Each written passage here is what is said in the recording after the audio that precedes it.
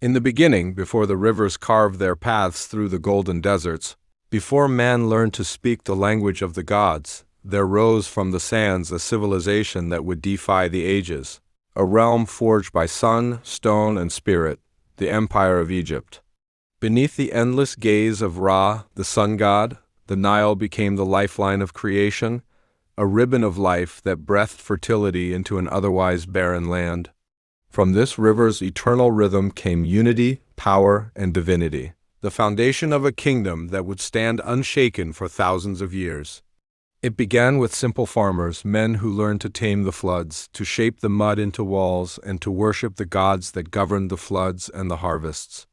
But as generations passed, these men grew into architects of eternity. They looked to the heavens and found purpose in the stars, believing their souls were reflections of the divine. From that belief emerged a single ruler, the pharaoh, not merely a king, but the living embodiment of Horus, the falcon god, protector of the people, and the bridge between earth and the heavens. The rise of the pharaohs marked the dawn of order in chaos. Men bowed before him as if before a god, and his word became law inscribed upon the eternal stone. The early dynasties began their rule near the city of Memphis, where the Nile split into branches like veins of a living god. There, temples of limestone gleamed under the blazing sun, and the chants of priests filled the air as incense rose like prayers to the skies. Pharaohs built not just kingdoms, but legacies. They understood that to rule the living was fleeting, but to command eternity was divine. And so the pyramids were born, colossal mountains of stone carved by the hands of men, yet destined for gods. Beneath their towering shadows, thousands toiled, not merely as slaves but as believers, convinced that each block lifted their souls closer to immortality. The old kingdom flourished under this divine order, and Egypt became the jewel of the ancient world, its cities adorned with obelisks that kissed the heavens and temples that echoed with hymns to Isis, Osiris, and Ra. But even as Egypt's glory grew, the sands whispered of change, for time bows to no king. Dynasties fell as power shifted like the desert winds. The Nile, once the source of life, became a mirror of fate, flooding too little or too much, breaking the rhythm of abundance. Civil wars erupted, nobles clashed for thrones, and gods seemed to fall silent. Yet Egypt, like the Phoenix, was destined to rise again. The Middle Kingdom brought wisdom and art, a rebirth of balance. Pharaohs ruled not only with might but with heart, seeing themselves as shepherds of the people. Literature flourished. Stories of courage, wisdom, and faith echoed in papyrus scrolls, preserved for eternity. Temples rose higher, their walls painted with tales of gods who wept, loved, and fought for mankind. In this golden age, the Egyptians mastered the craft of preservation, mummification, the sacred act of defying death.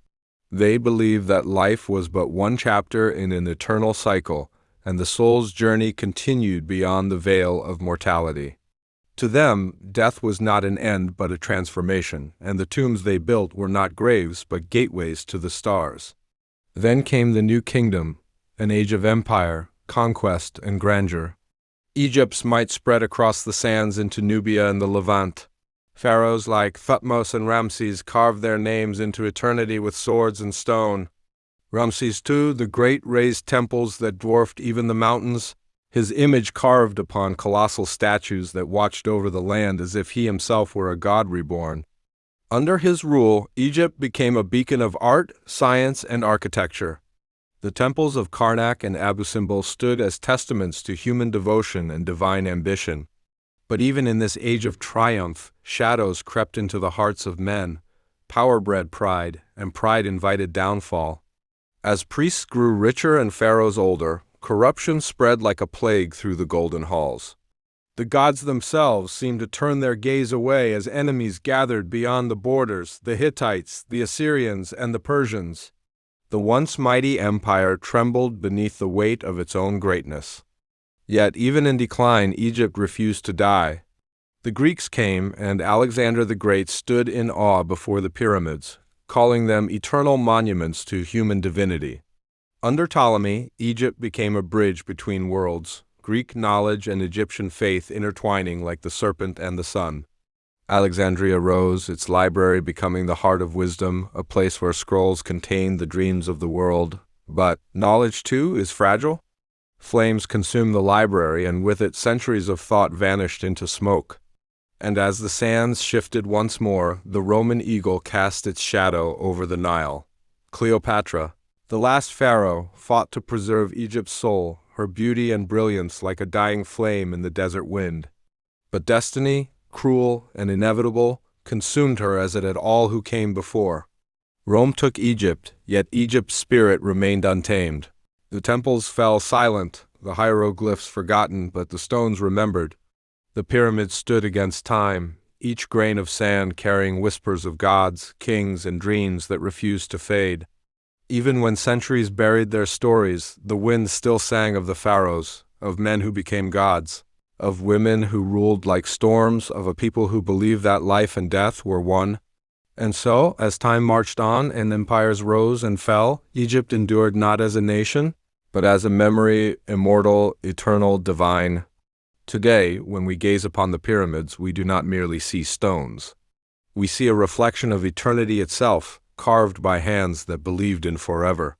The Nile still flows, the sands still shift, and in the silence of the desert, if one listens closely, the gods still whisper the names of their chosen.